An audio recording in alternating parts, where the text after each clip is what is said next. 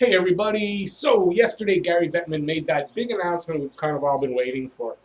Now, for people who watch my channel regularly, I was away yesterday, so when I came back, all this news had happened, and I didn't get a chance to actually watch the video till later when it was put out on YouTube. So I did a video about the announcement for the draft, the lottery, and so I covered that. I don't think I'll cover that in this video, but now I want to cover everything else that he kind of laid out and what to expect going forward until we actually get the news that first the training camps will open and then the season will restart with the playoffs. There won't be any resuming of the regular season because first item up is officially he announced it. Not that we really didn't know that already, but officially it's been announced that the 2019-20 NHL season is in the books. It's done. So the records will stand for as, however, it's going to be odd because not everybody played the same amount of games. So that's kind of going to be weird. They're going to announce the awards and all that, like Alex Ovechkin and David Pastrnak winning the Rocket Richard Award. All those things, those are going to be announced soon. But the season is done officially. I was going to recap the draft lottery. I guess it's very complicated. So instead of really doing a recap, I would suggest, if you want to hear it from me, I did my last video previous to this one. If you go on my page, videos, the one right next to it should be that. And it's just 3 minutes. And I kind of go over everything there. And there's a lot to cover here, and I don't want to go over the whole lottery. It's very complicated. There's going to be 15... well, I'll say this. We thought it was going to be one winner, moves up 4 spots maximum. No, they're going to go with the 3 winners, winning 1, 2, 3. It's just they're doing it in a complicated way. So check out my video. It'd be a lot easier. It took me a few takes to get it, so it sounded like it made sense. Okay, so they're doing. They announced a round-robin tournament for the top 4 teams in each conference. They're going to actually play a round-robin tournament, and that's actually going to determine the seeding for 1 to 4. Now, as far as in the playoffs where you get home ice advantage, and it actually means a lot, it doesn't mean anything in the way they're going to restart the season because there's no home ice advantage anywhere. They're all playing in the same arena, no fans around. So they're doing this mini round-robin tournament, and I'm going to skip over to here because they're going to go by, for the round-robin, regular season rules. Overtime rules. So if they go to overtime, it will be a 5-minute overtime and a shootout if there's no solving that. So for the round-robin tournament only, for the qualifying round, which is the play-in, they're going to be playing overtime hockey, playoff hockey, so they can play 1, 2, 3, 4, however many overtimes to decide. That kind of evens it up, right? Because with no home ice advantage, there's the top teams there's not much there, so they get a little bit easier time to get into their seeds, and the qualifiers may have to play a bunch of overtimes. So it kind of evens it up and makes it a little more fair. Don't forget, everybody's coming into this pretty much fully rested, and I think almost everybody who was injured is pretty much back. I don't know of that many injuries that the guys haven't recovered and are ready to play. So I think they're trying to kind of even it up for that. So they're going to do that round robin, and that means the bracket I did the other day, the predictions, they don't really mean much because we don't know now who's going to be that first, second, third, fourth. We don't. So it's going to have to, I don't know, for prediction videos, I was going to do another one when we kind of knew a little more, but I'm going to have to wait. So yeah, so that's kind of one big thing.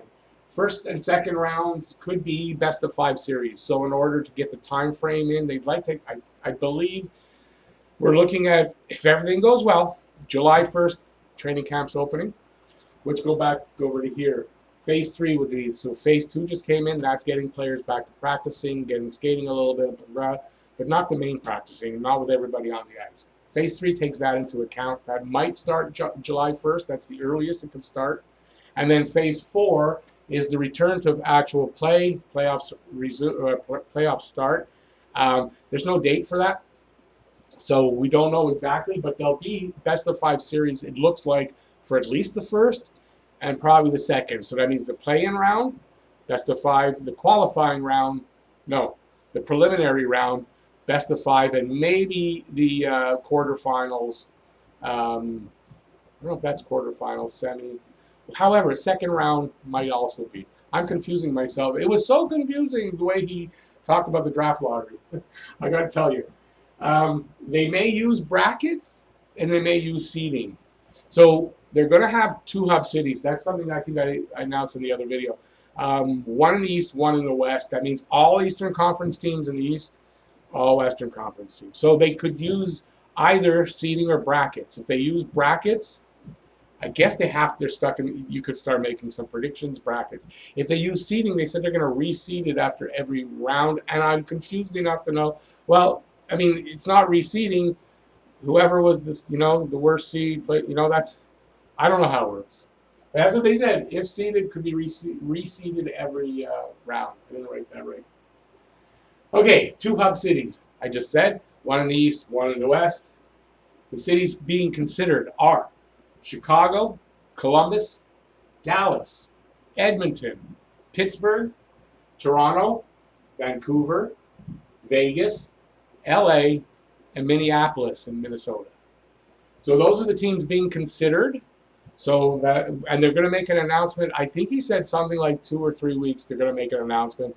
Didn't want to do it yesterday because he said the landscape for this, what's going on, the pandemic, could be totally different in 3 weeks. So they don't want to tie themselves into something that could change right now. But expect the announcement in about 3 weeks. And there's something to go with that. Spin. I had something here. I guess not. Oh, yeah, it's about medical. I guess I didn't write it. You know what? I didn't write it down. There's something about, for the qualifying teams, it's going to be important about, I should have wrote it down, right? It's about their medical facilities, a few things like that. He also did reiterate about testing. It's important. They're going to need a lot of tests, but they have to make sure that in these cities, testing is available for people other than the hockey in that city. So anybody, Joe Blow off the street, has to be able to also get a test if needed, and not just all for the hockey players. That's very important, apparently. There's no exact timeline for each phase. I think I was saying that. They're hoping that phase 2 starts June 1st, and then they're looking at a month. Hopefully, July 1st, phase 3 can be introduced, and we'll go from there. And I think they even said they figure 3 to 4 weeks of training camp. So I don't know if they're still stuck with that or not. So you can probably look if they start July 1st, it's going to be probably August 1st till the playoffs open. And then they play probably August through September, and see, and maybe that's why the best of 5 series can help shorten that. And yeah. Practice facilities, I just said, could open June 1st, and they are on a voluntary basis. He didn't really specify what that means, but I guess if teams feel that it's not safe to open up their practice facilities in the home cities, that they don't have to. Next up, formal training camp could open July 1st. That's what I just said, so that is phase 3. As teams are eliminated, this is something to think about as far as health. I know we're all thinking about how many people are going to be there, and on that, they're allowed 50 personnel from each team to the hub city. So that's 600 people, players, I believe it's players and staff and all that, 50 from each team, and that's 600 people just there. But as teams are eliminated, right, because you're going to have the qualifying round to play in, 8 teams are coming out of that. Back, they're gone. So it really, every round, the next round you're losing another 8 teams, then you're losing 4. Everyone knows how it works. So when we weren't thinking about that, I wasn't really thinking about it. Yeah, it's pretty quickly, within a week, they're going to lose a bunch of those that they don't have to worry about. They can all go home, stay safe there. So it's something to think about. For the people who are worried about health and safety, and I think everybody is, draft will be when the playoffs end. So the draft, they're doing the lottery on the 26th. And if they need to, they're doing a second phase, which will be at the end of the first qualifying round. And then the actual draft will take place when the playoffs are over, as it should be. Next season might start late, but should be a full 82-game season. So he said there it's fluid. if they have to go and start they could start November, they could start December. He said it could be a little later. They're fluid about it, so it doesn't have to be in that time frame. And he did say that the following season would be a full season in games. It obviously, he didn't specify that it would run late at the end of the season or they would compress and try to get it in within, earlier obviously than these are going on. Because there's a lot of people are thinking that this is the new normal and this is how it's going to be from now on, that we're going to be playing hockey in the summer. I don't think I don't see why that would be. It doesn't make sense. And I think I've covered everything I wrote on the board. So remember one thing. Hockey's not back yet. I know everybody's excited. Yes, there's stuff about hockey that's back, but hockey is not officially back. At any time, they can cancel everything that's going on because there's too many people getting sick, whatever it is that's going to cause it. So at any time, each phase can be canceled, and then they're done. They go to the next season.